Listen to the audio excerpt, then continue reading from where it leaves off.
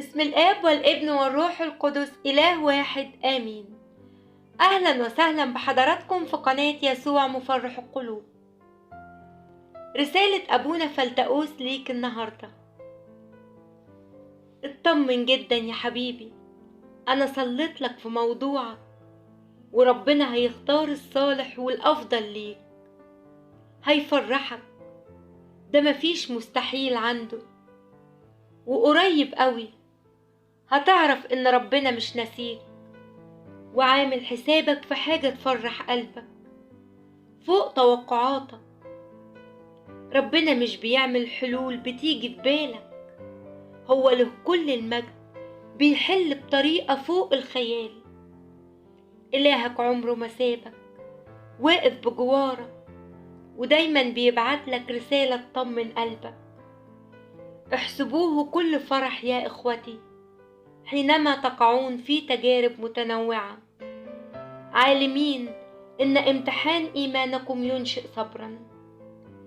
إلهك مش بيسيبك، وكل تجربة بتمر بيها آخرها فرحة.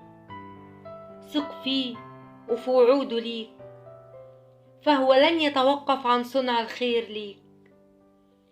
هو يعرف أتعابك ويسندك وأحزانك ويعزيك ويحمل عنك أوجاعك، بيسمع تنهدات قلبك.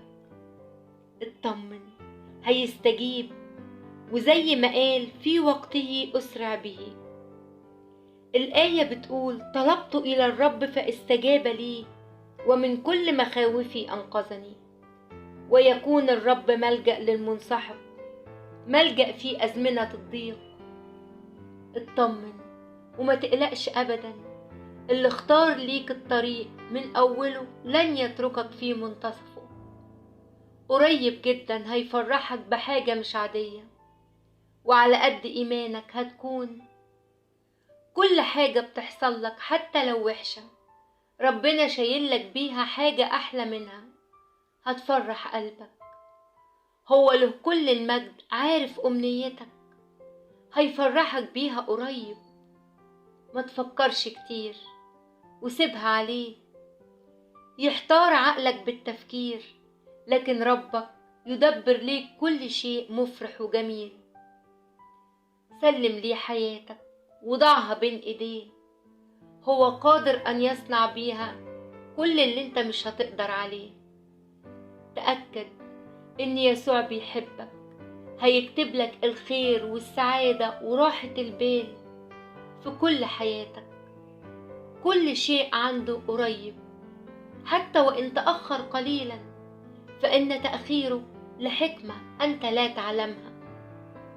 ثق إن من صبر أكثر عوضه الرب بفرح أكثر وأكثر. سيعطيك ربك أكثر مما تستحق وأكثر مما تتوقع. تعويضاته تستحق الانتظار.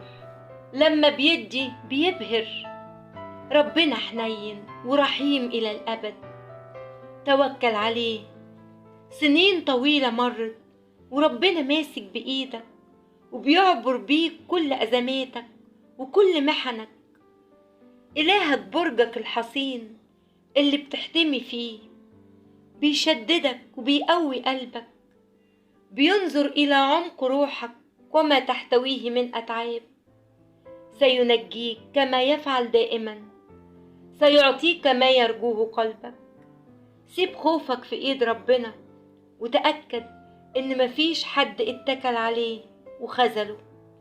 طمن قلبك، الآية بتقول إن ثبتتم فيا وثبت كلامي فيكم تطلبون ما تريدون فيكون لكم. الله قريب من منكسر القلوب، هو يخلص الذين انقطع رجاءهم. يا حبيبي مفيش مستحيل عند ربنا. آمين.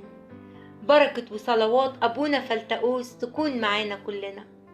ربنا يبارك حياتكم ويفرح قلوبكم. قناة يسوع مفرح القلوب.